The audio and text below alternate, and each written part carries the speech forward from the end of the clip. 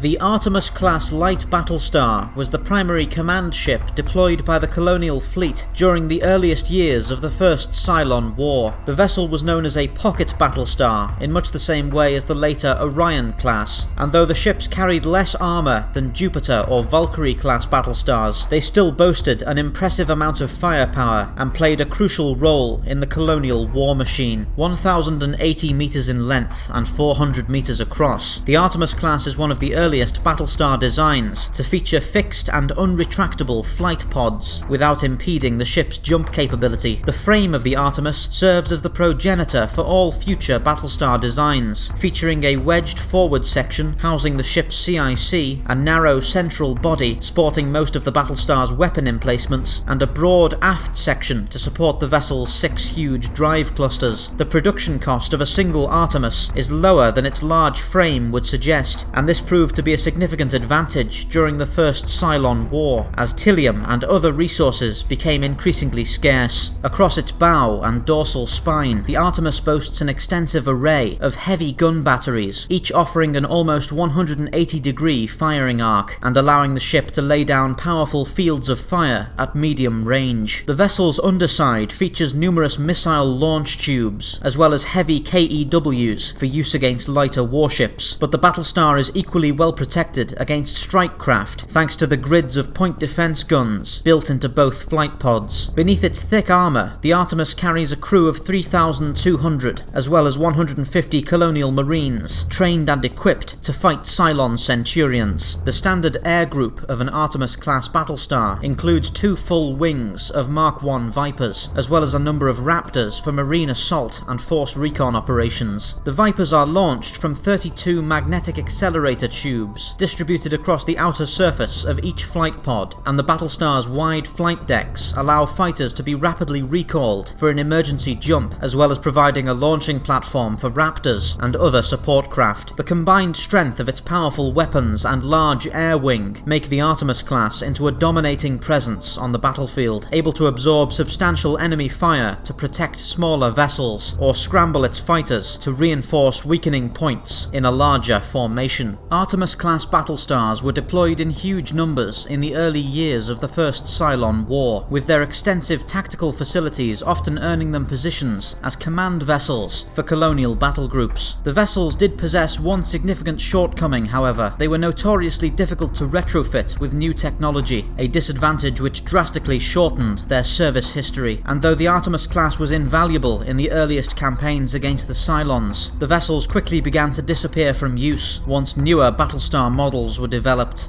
Serving as the inspiration for all future battlestar designs, and boasting a short but highly successful history of service, the Artemis-class battlestar is undoubtedly one of the most significant designs in the lineage of the colonial fleet, and though larger and more powerful battlestars continued to be developed long after the vessels were decommissioned, no design could ever challenge the impressive cost-to-effectiveness ratio of the Artemis class. This video was commissioned as part of a promotional series for Battlestar Galactica Deadlock, an upcoming strategy game available on PC and console. Deadlock tells an original canon story taking place in the height of the First Cylon War, as well as offering a full skirmish mode for both multiplayer and CPU matches. I myself am very excited for the game. I can't wait to finally get a close look at the stories and battles of the First Cylon War, and I'm tremendously grateful to have the chance to help flesh out its new ship designs in this miniseries. I'd encourage you all to check out the links below for some more information on Deadlock, as well as some fantastic gameplay footage. Thank you all for watching.